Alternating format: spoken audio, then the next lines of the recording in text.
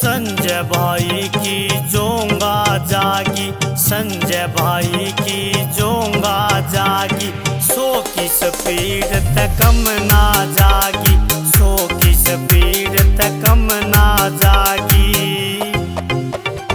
ल्याना से भोले का डमरू, ल्याना से जाना से माँ हरिद्वार में जाना से।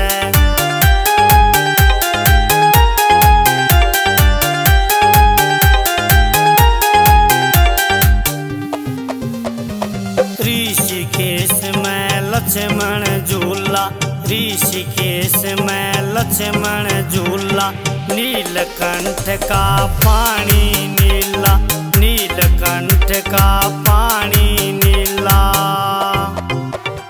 नहाना से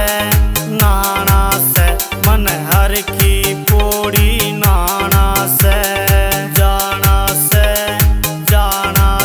माँ हरिद्वार में जाना से।